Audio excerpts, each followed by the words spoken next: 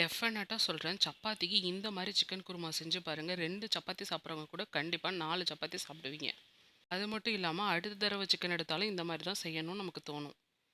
அதுக்கு ஒரு பேன்ல 2 spoon oil, 3 spoon சோம்பு, 2 ஸ்பூன் சீரகம், 1 1/2 ஸ்பூன் மிளகு, ஸ்டார் அனீஸ் 1, ஜாதி பத்திரி சின்னதா, கல்பாசி கொஞ்சம் சின்னதா, பட்டை வந்து ஒரு 3 இன்ச்சு, லவங்கம் 5 பீஸு. இத போட்டு நல்லா வதங்குனதுக்கு அப்புறமா, ஒரு தேங்காய நல்லா திருவி அதோட கலந்து, அதையும் நல்லா வறுத்துக்கணும். நல்லா ஃபுல் ஃப்ளேம்ல வச்சு ப்ரவுன் கலர் ஆகுற அளவுக்கு வறுத்துட்டு, அது வதங்குனதுக்கு அப்புறமா, அது கூட மிளகாத்தூள் 2 ஸ்பூன், மல்லித்தூள் 3 டேபிள் ஸ்பூன், பொட்டுக்கடல 1 டேபிள் ஸ்பூன், கருவேப்பில ஒரு கொத்து போட்டு, ஸ்டவ்வ ஆஃப் பண்ணதுக்கப்புறம் இதெல்லாம் கலந்து நல்லா கலந்து விட்டுருங்க. இது ஆறுனதுக்கப்புறம் நல்லா ஒரு மிக்ஸி ஜார்ல கன்வெர்ட் பண்ணி நைஸா அரைச்சு எடுத்து வச்சுக்கோங்க. இந்த தேங்காவோட ஃப்ளேவர் செம்ம டேஸ்ட்டா இருக்கும். நல்ல ஒரு அரோமா குடுக்கும் நம்மளோட குருமாக்கு. அதுக்கப்புறம் இன்னொரு பேன்ல 2 ஸ்பூன் ஆயில் விட்டு, 2 டேபிள் ஸ்பூன் இஞ்சி பூண்டு பேஸ்ட் போட்டுக்கோங்க.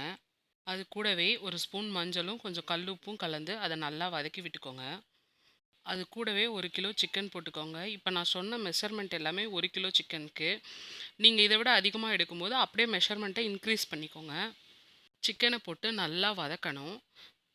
இந்த மாரி சிக்கன் இஞ்சி பூண்டுல நல்லா வதங்கும்போது, அதோட கவுச்ச ஸ்மெல் எல்லாமே போயிடும். சிக்கன்லேருந்து தண்ணி ரெட்யூஸ் ஆகுற அளவுக்கு நல்லா வதக்கணும்.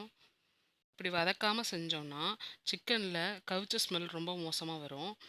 இந்த மாரி சின்ன சின்ன டிப்ஸ ஃபாலோ பண்ணி நம்ம சிக்கனோ, மட்டனோ இல்ல எந்த நான்வெஜ்ஜோ சமைக்கும்போது, கவுச்ச ஸ்மெல் வரவே வராது. அது வதங்குறதுக்காக மூடி போட்டு வேக வச்சுட்டு, இன்னொரு அடுப்புல ஒரு பேன் வச்சு 2 ஸ்பூன் ஆயில் விட்டு 200 கிராம் சின்ன வெங்காயம், சின்னதா 3 தக்காளி, பெருசா இருந்தா 2 தக்காளி நல்லா அரிஞ்சு போட்டு நல்லா வதக்கிக்கணும்.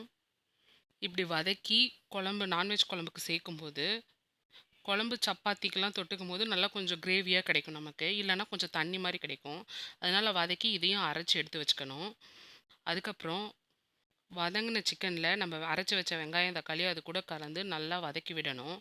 இது வதங்கி ஒரு கொதி வரணும். கொதி வந்ததுக்கப்புறமா, நம்ம அரைச்சு வச்சிருந்த மசாலாவ, நைஸா அரைச்சு வச்சிருந்த அந்த தேங்காய் பேஸ்ட்டையும், தண்ணி நமக்கு எவ்வளோ தேவையோ அவ்வளோ கலந்து, அது கூடவே ஊத்தி நல்லா கொதிக்க விடணும். இந்த டைம்ல உங்களுக்கு தண்ணி எவ்வளோ வேணுமோ அவ்வளோ ஊத்திக்கலாம். உங்களுக்கு கெட்டியா வேணும்னா கெட்டியா எடுத்துக்கலாம். இல்ல கொஞ்சம் ஓரளவுக்கு தண்ணியா வேணும்னா தண்ணியாவும் ஊத்திக்கலாம். உங்களுக்கு எவ்வளோ தண்ணி வேணுமோ அவ்வளோ ஊத்திக்கோங்க.